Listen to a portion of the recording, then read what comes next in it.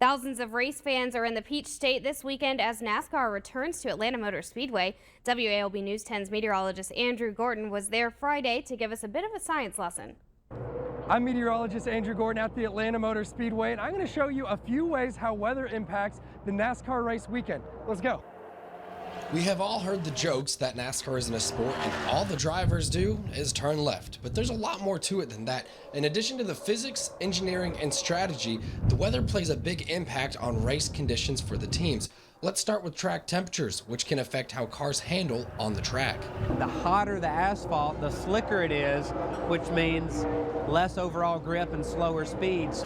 On the flip side, when the air and track temperatures are cooler, crews can add tape to the grille of their vehicle, which affects how much air gets into their engine. Well, the more tape you run, the hotter the engine will get because you're closing the amount of air. And it also gives it more downforce on the front and less drag, so it should run faster. Adding tape has the potential to give teams an advantage, but it comes with a big risk.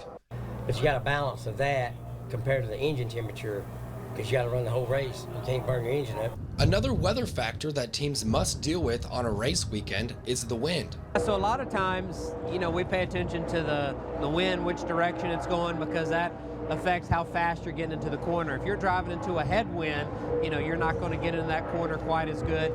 This is something South Central Georgia native David Reagan had to deal with in practice earlier this weekend when sustained wind speeds were around 20 miles an hour. Here at Atlanta Motor Speedway, the wind was blowing pretty hard down the back straightaway, so driving into turn one, the car felt a little more grippy, probably a little slower going into turn one versus turn three where you're with that tailwind and you're going in a lot faster.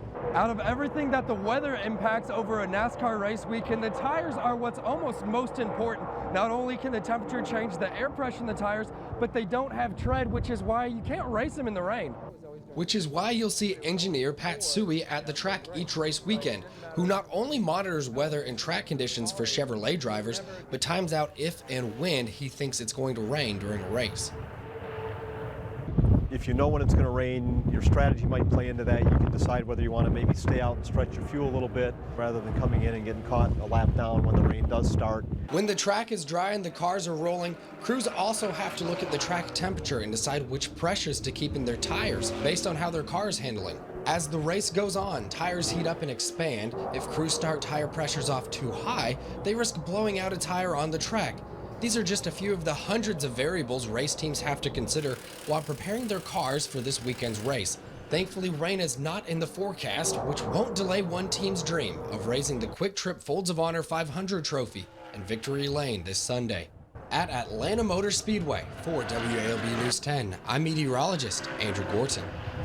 And thankfully, it will be a great weekend for racing, but the Atlanta Motor Speedway has a perfect race weekend guarantee for its fans. This allows fans to get a full refund if temperatures don't reach at least 50 degrees for Sunday's race or if the race is postponed due to rain.